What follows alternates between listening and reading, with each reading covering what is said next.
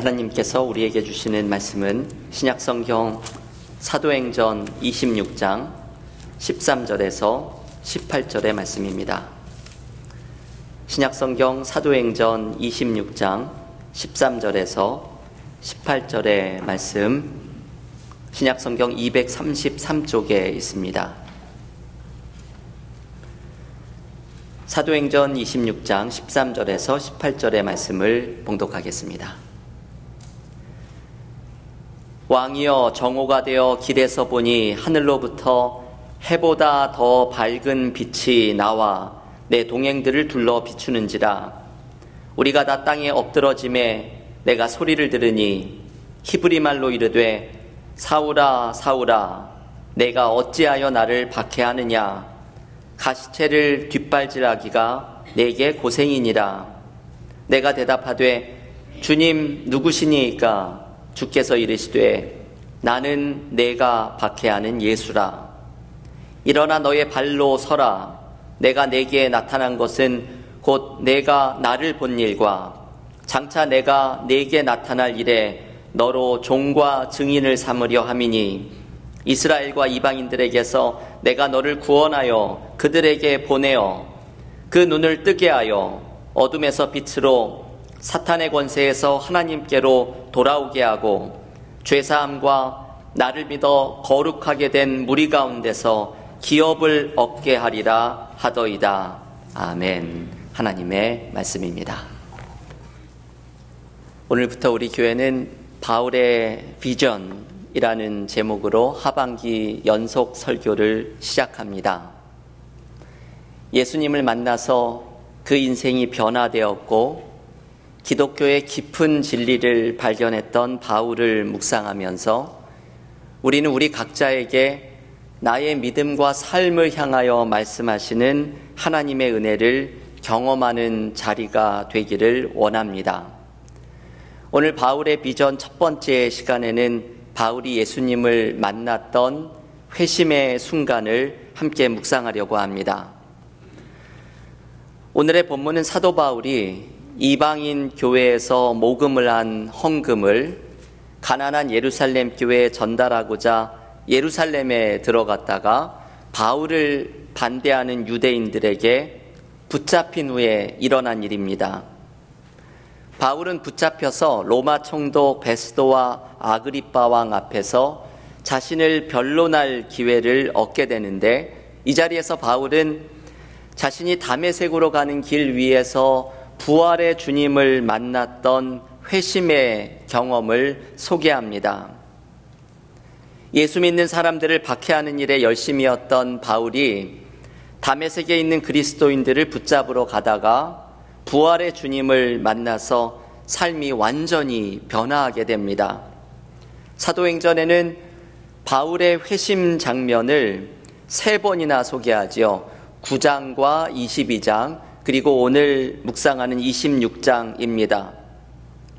사도행전이 바울의 회심 장면을 3번이나 소개하는 것은 그만큼 다메섹 도상에서 부활의 주님을 만난 경험이 바울에게는 일생일대의 삶의 전환을 이루는 중요한 의미를 가지고 있는 사건이기 때문입니다. 우리도 주님을 만난 이야기가 있습니다. 바울이 3번이나 반복해서 사도행전에서 이 이야기를 소개하듯이 우리도 신앙생활을 하면서 계속해서 반복하는 이야기가 있습니다. 바울이 로마 총독과 아그리빠 왕에서 자신을 변호해야 하는 어려움의 시간에 떠올렸던 것처럼 우리도 삶의 어려움을 맞이할 때마다 다시 기억하고 힘을 얻는 이야기가 있습니다. 바로 주님을 만났던 이야기입니다. 돌아가신 저희 어머니는 주님을 만난 이야기를 어려울 때마다 떠올렸던 분입니다. 경기도 시골에서 얼굴도 모르는 신랑을 소개받고서 결혼을 앞둔 불안함 속에 있을 때 저희 어머니는 시골의 한 길을 걸어가다가 주님을 만났다고 합니다. 주님이 나는 십자가도 졌는데 너는 이것을 감당하지 못하겠니? 라는 말씀을 듣고서 시집을 앞둔 불안감이 모두 사라졌다고 말씀을 합니다. 우리는 모두 주님을 만난 경험이 있습니다. 이 주님을 만난 경험은 내 안에 있는 은혜가 점점 희미해져 갈 때마다 다시금 돌아가야 하는 이야기이고, 삶의 두려움과 어려운 선택을 맞이할 때마다 다시금 기억하면서 힘을 얻어야 하는 이야기입니다. 아직 주님을 만나지 못했다면 우리는 지금도 나를 만나기 위해 기다리시는 주님께 나아가야 합니다. 오늘 본문에서 바울은 다메섹으로 가는 길 위에서 해보다도 더 밝은 빛으로 찾아오시는 부활의 주님을 만납니다. 그때의 모습을 사도행전 26장 14절은 이렇게 소개합니다. 우리가 다 땅에 엎드러짐에 내가 소리를 들으니 히브리 말로 이르되 사울아 사울아 내가 어찌하여 나를 박해하느냐 가시체를 뒷발질하기가 내게 고생이니라. 바울은 큰 빛을 보고서 길에 엎드러진 후에 부활의 주님으로부터 왜 나를 박해하느냐는 음성을 듣게 됩니다. 그런데 여러분, 여기에 특이한 표현이 하나 나오죠. 가시체를 뒷발질하기가 내게 고생이니라 라는 말씀입니다. 이게 무슨 뜻일까요? 새번역 성경은 이 구절을 번역하기를 가시도 친 채찍을 발길로 차면 너만 아플 뿐이다 라고 번역합니다. 이 말씀은 당시에 농사를 짓는 모습에서 가져온 은유적인 표현입니다. 가시체는 소를 움직이게 하는 작은 막대기입니다. 그런데 소가 농부에게 저항을 하면서 그 막대기를 발로 걷어차 보아야 소만 고생할 뿐이라는 것이죠. 이것이 가시체를 뒷발질하기가 내게 고생이라는 말에 담긴 의미입니다. 주님의 이 말씀은 부활의 주님을 받아들이지 않고 그리스도인을 박해하고 있는 바울의 모습을 빗대어 말씀하는 것입니다. 주님이 이렇게 말씀을 하고 싶은 것이죠. 왜 너는 나를 받아들이지 않느냐? 왜 내가 주는 은혜를 깨닫지 못하느냐? 나를 받아들이지 않고 저항하는 것은 너만 손해일 뿐이다. 사실 예수님을 나의 주님으로 받아들이지 않는 것은 우리의 손해입니다. 나를 만나려고 기다리시는 주님을 외면하는 것은 우리의 손해입니다. 주님이 베풀어 주시는 은혜를 받아들이지 않는 것은 그 놀라운 은혜를 경험할 기회만을 놓치고 있는 우리들의 손해입니다. 요즘 저는 시간이 날 때에 C.S. 루이스를 읽고 있습니다. 20세기 최고의 기독교 사상가로 알려진 C.S. 루이스는 많은 그리스도인들에게 영향을 끼친 인물입니다. C.S. 루이스를 읽고 싶은 분이 있다면 그 시작을 위해 가장 좋은 첫 책은 예기치 못한 기쁨, 영어 제목은 Surprised by Joy, 이 놀라운 기쁨을 경험했다는 이 책은 C.S. 루이스의 회심을 다룬 책입니다. 이 책은 소년 시절에 기독교 신앙이 점점 믿을 수 없는 것이라고 생각해서 무신론자가 되었던 C.S. 루이스가 하나님을 만나는 회심의 과정을 소개하고 있습니다. 루이스는 자신의 회심을 영국 전체를 통틀어서 가장 맥빠진 회심이었다고 이야기합니다. 아마도 자신의 그 회심한 경험에 다른 어떤 사람들처럼 아주 극적인 경험이 없기 때문에 이렇게 표현하고 있는지도 모릅니다. 하지만 루이스의 회심을 읽어보면 하나님께서 루이스의 삶 속에서 모든 삶의 상황을 이끌어 가시고 주변의 사람들을 통해 점점 하나님께로 몰아가십니다.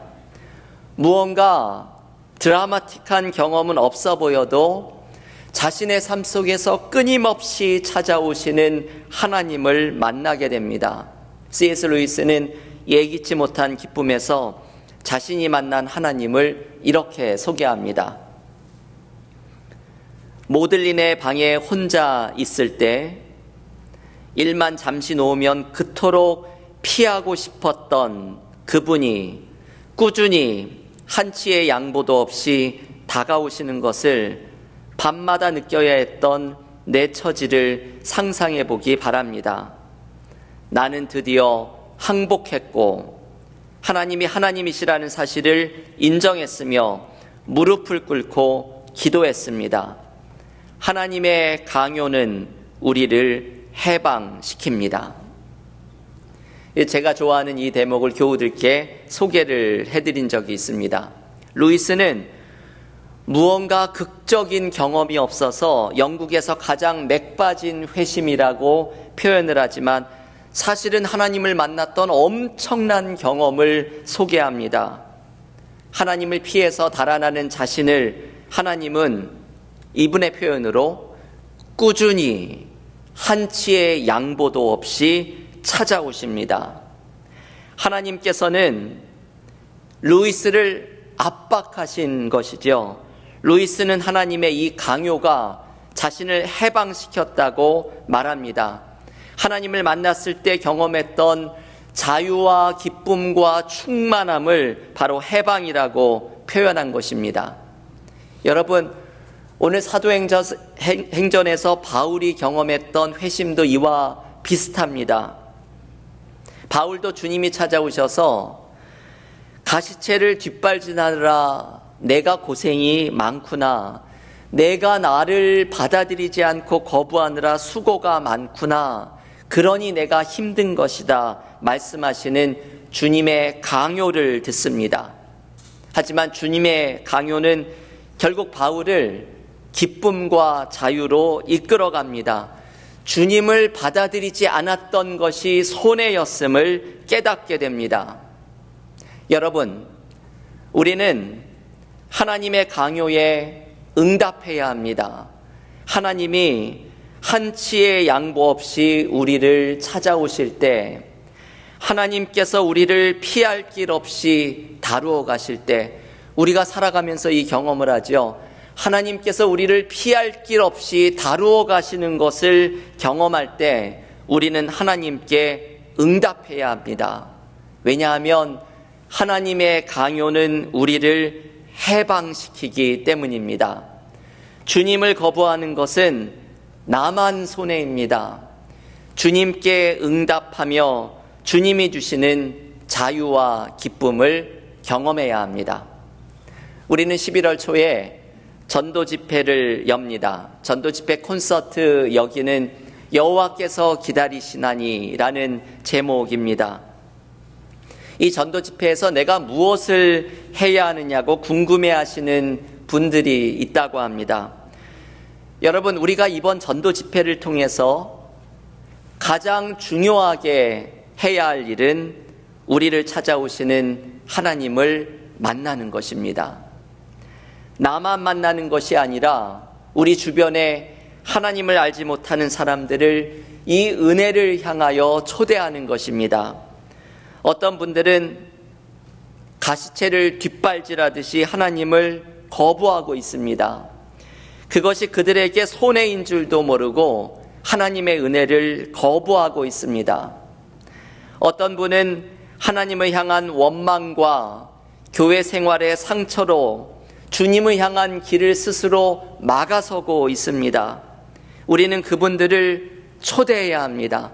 하나님을 모르는 그분들과 함께 이 잔치에 참여하면서 하나님의 강요가 우리를 해방시키는 은혜를 이번 전도 집회에서 우리 모두가 함께 경험해야 합니다. 교우 여러분, 바울에게 찾아오셨던 주님이 우리를 기다리고 계십니다.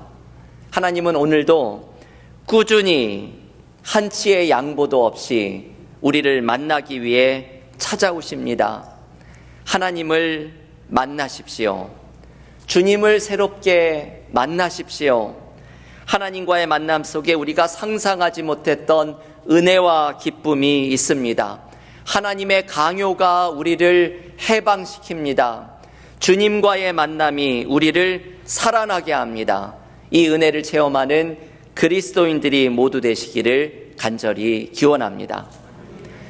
그러면 여러분, 바울은 주님을 만나면서 어떤 은혜를 경험하게 되었을까요? 하나님의 강요가 우리를 해방시킬 때 우리는 어떤 은혜를 경험하게 되는 것일까요? 오늘 본문 사도행전 26장 18절의 말씀은 바울이 주님을 만나서 경험했던 은혜를 소개하는 대목입니다. 사도행전 26장 18절의 말씀을 봉독해 드리겠습니다. 그 눈을 뜨게 하여 어둠에서 빛으로 사탄의 권세에서 하나님께로 돌아오게 하고 죄사함과 나를 믿어 거룩하게 된 무리 가운데서 기업을 얻게 하리라 하더이다. 아멘. 여러분, 이 말씀은 바울이 주님을 만나서 경험했던 은혜가 담겨 있습니다. 그리고 이 말씀을 전하는 바울은 주님이 나에게 이런 일을 하라고 사명을 주셨다고 말합니다. 자신이 경험했던 은혜가 얼마나 크고 놀라운지 바울은 자신이 경험했던 이 은혜를 주님을 모르는 사람들에게 전하라는 사명을 또한 받습니다. 여러분, 지금 읽은 18절에 나오는 주님을 만나서 경험한 은혜를 한 구절 한 구절 묵상해 보십시오. 먼저 바울은 부활의 주님을 만나서 눈을 떴다고 말합니다. 눈을 뜬다는 것은 빛을 보는 것입니다.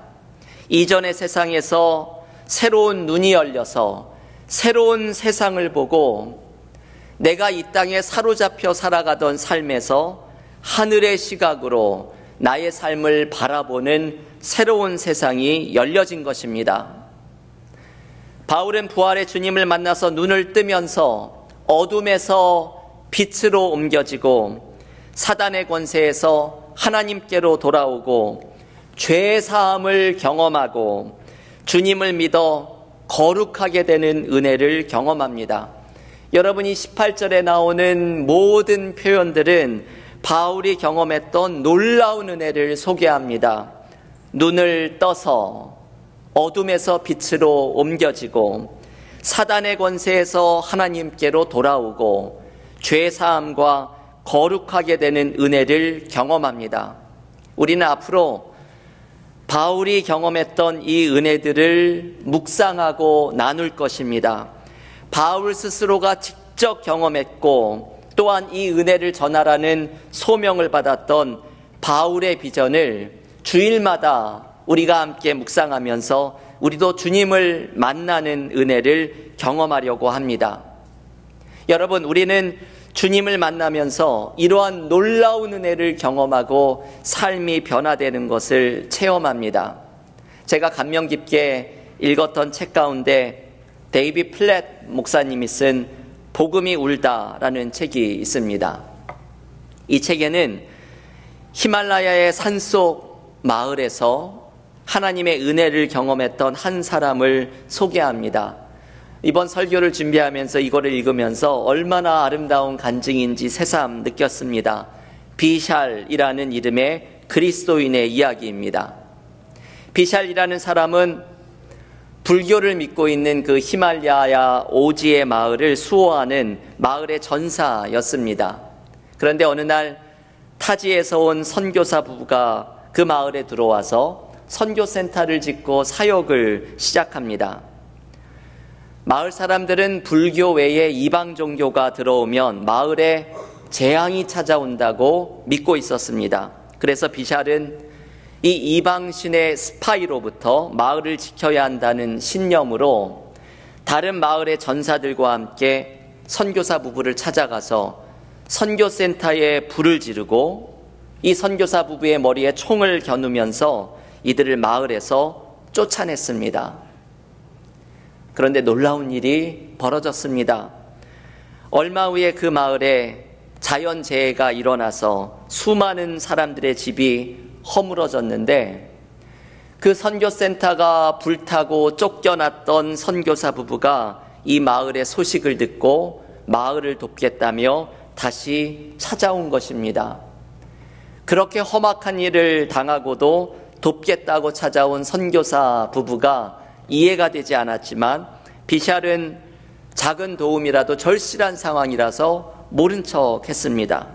이 선교사 부부는 몇 달 동안 필요한 식량과 물품을 공급해 주면서 헌신적으로 마을 사람들을 돕고 집들을 복구하였습니다.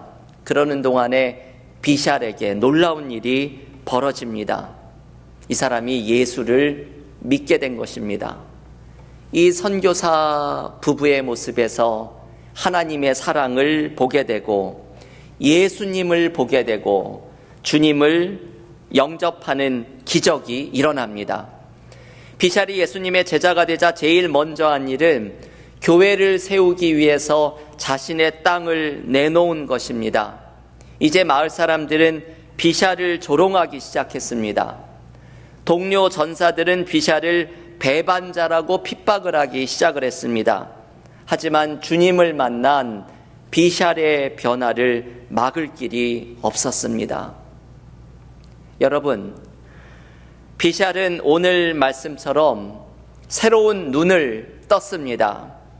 어둠에서 빛으로 사단의 권세에서 하나님께로 돌아서는 은혜를 경험하였습니다.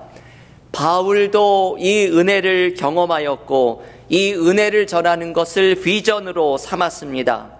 여러분, 우리는 이번 연속 설교를 통해서 주님을 모두 만나고 주님이 주시는 이 놀라운 은혜를 경험해야 합니다. 나의 욕심에 사로잡혀 살아가는 우리가 하늘의 시각으로 나의 삶을 바라보는 새로운 눈을 뜨고 어둠에서 빛으로 사단의 권세에서 하나님께 돌아서며 죄사함의 은혜와 거룩한 성도의 모임에 들어가는 은혜를 체험해야 합니다. 바울이 경험한 이 비전을 우리도 경험할 때 우리는 놀라운 주님의 은혜를 경험하게 될 줄을 믿습니다. 교우 여러분, 이번 바울의 비전 연속 설교를 통해서 주님을 새롭게 만나는 은혜가 넘치기를 기원합니다. 주님은 오늘도 우리를 꾸준히 한치의 양보도 없이 찾아오십니다. 주님의 강요에 응답할 때 우리는 해방을 경험합니다. 주님을 만날 때 우리는 새로운 눈을 뜹니다. 주님의 은혜를 경험할 때 어둠에서 빛으로 사단의 권세에서 하나님께 돌아오며 죄사함과 거룩한 성도의 모임에 들어가는 은혜를 체험합니다. 이 은혜를 주기 위해 찾아오시는 주님께 응답하면서 주님이 주시는 은혜로 새로워지는 그리스도인들이 모두 되시기를 주님의 이름으로 간절히 축원합니다. 기도하겠습니다.